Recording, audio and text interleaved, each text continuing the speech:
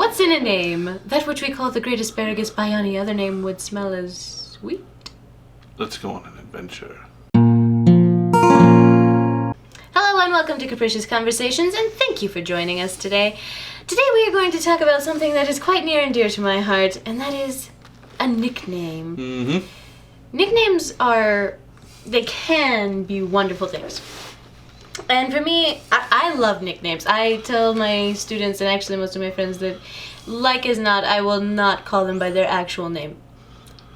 That's because most nicknames are given out of affection. Yes. But not all nicknames are given out of affection. Most nicknames, I think, to me, a nickname, well, in any form, actually, a nickname to me kind of signifies a deeper relationship than just an acquaintance. Right? It's like a caricature portrait. Yeah. You know, it's something about the person. But there's some relationship established there, whether it be a good relationship or a bad relationship. There's history, there's... Could be an inside joke. Yeah, there's shared experience. Yeah. There's knowledge of the person and knowledge of their personality. And so I love nicknames, and I love giving other people nicknames. I like getting nicknames. I haven't liked all my nicknames. I gotta be really honest. I've had some nicknames. Very, very bad nicknames. Like maybe needing therapy type nicknames growing up. So I wasn't always a fan of the nickname, but I didn't like all of my nicknames. Like my mom used to call me Boo Boo Bear. Yeah, glad I grew out of that one. Yeah, she did grow out of that. And that's the thing with nicknames too. I mean, sometimes they change. Yes. They do change. You're a wee little thing and you're running around, and our son, when he was tiny, he was just the roundest, fattest little thing. Now you'd never know it, So he had a little nickname when he was little, small and fat and round, but obviously he grew out of that. So sometimes they morph. Did you call him? Maybe we should say they morph. They do. We called him our little butterball. Oh yeah. Yeah, okay. But he gets 3 and he's as tall as you are and pretty skinny. Yeah. You can't call him that anymore. So But I mean, most of the time, like I have a friend. Her name is Miriam. There was one summer that we were hanging out, and she got called by all these different nicknames. It was like Miri and Murdy and Squirt and like just all these different nicknames. And so my dad was finally like, I don't even know what to call you anymore. I'm just gonna call you Frankie. And for some reason, it totally stuck. And so there are those of us who still call her Frankie. Yeah. When I was growing up, of course, I was a large kid.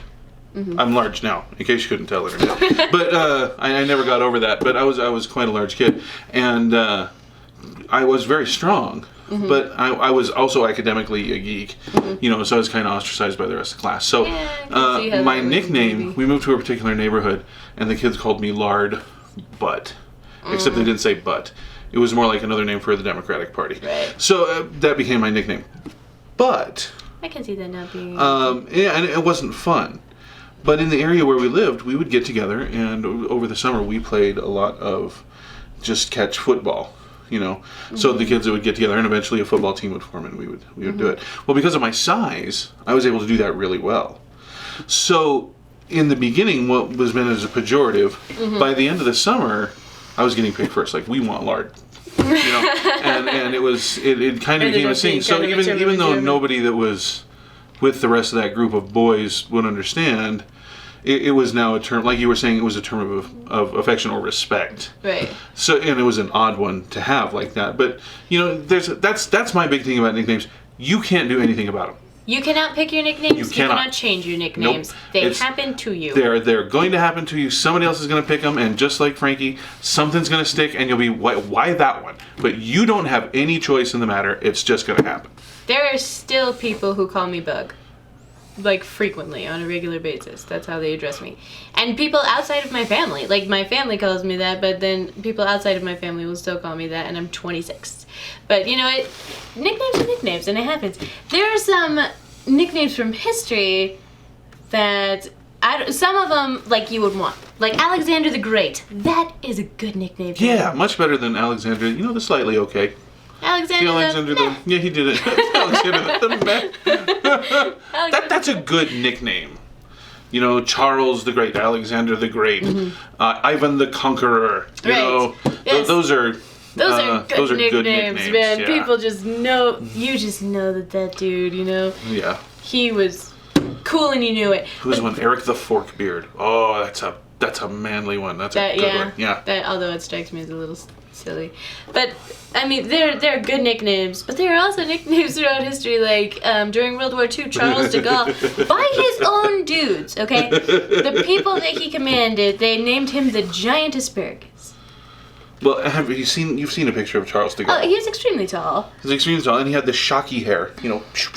And very thin, and so they called him the Giant So Asparagus. he kind of looked like a giant asparagus. And funny tie-in for that, I don't know how many of you guys watch VeggieTales, but they actually have. Is Archibald? Yeah, Archibald is modeled after That's Charles de Gaulle. hilarious. It's kind of funny. That's really funny. Yeah. But so Charles de Gaulle was the giant asparagus.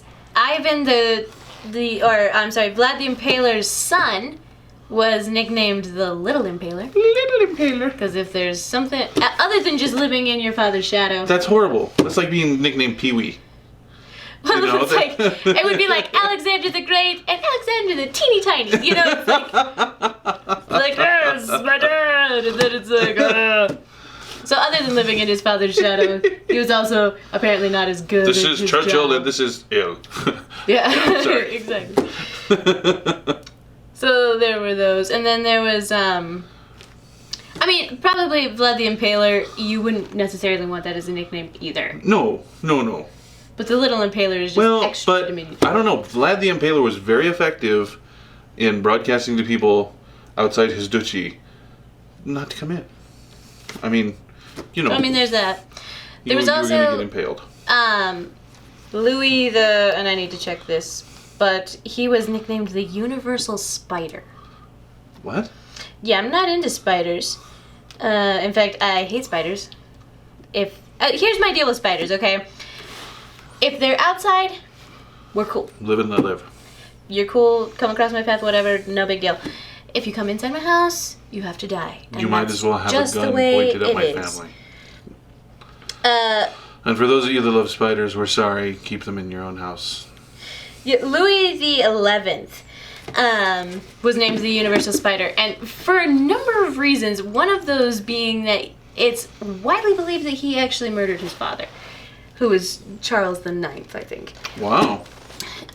He had been seditious towards his father throughout much of his father's reign, because he had this vision for a unified France. He didn't like the aristocracy and yada yada yada, all this stuff. So he had been seditious against his father. His father eventually banned him from court, and then a few months later he ended up poisoned.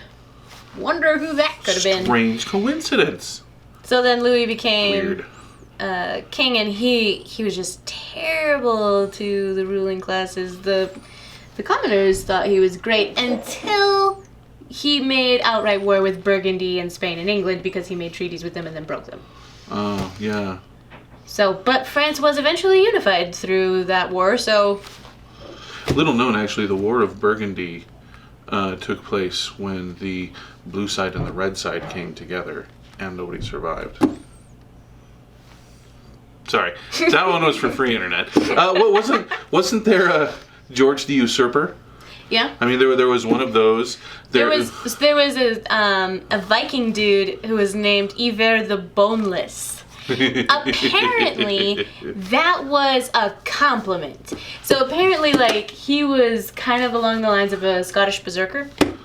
Oh, okay, And yeah. like the berserkers, they he gave would just go nuts. They gave him a claymore, and they were to break through the front lines. The chances are good a lot of the berserkers would die by the time they got through the front line. But they broke the whole front. But they broke the whole front line. Yeah. But apparently this guy was like super agile and super fluid, and he was berserking, but he was really good at it. So and he was like a didn't die. Bruce Lee Viking. Yeah, and so kind they of. were like, man, he's so agile. It's almost like he's boneless. Wow. And so they called him Iver the Boneless, and they're like, because everybody's gonna know that that's a compliment. Well, there was a French ruler, and I can't remember the name. I think it was Louis, but his nickname was the Corpulent. Because he was just huge. There was one Just guy. absolutely huge. There was Mad King Ludwig. Mad King Ludwig. There was yeah. Mad King George. There's a lot of Mad Kings. A lot of mad kings. And not the Irish mad, like, we're mad. like out of their head. Like Like bankrupting their country and killing To build people kinda castles. mad. Yeah. yeah. There was one guy that was nicknamed. He was a noble in England, and he was nicknamed the Unavoidable. Was his last name Bouquet? No. Sorry, another in-joke Unavoidable. Anglophile for the internet there. So share with us what your nicknames are, or some other interesting historical nicknames that you know of. We would love to know those, and share with us, share with you that little bit of relationship. Share with us or you. Share with weans. We want to share with you. We want to share with you those things. Thank you for liking, commenting, and subscribing, and thank you for sharing this video with all your friends. Let's go on an adventure.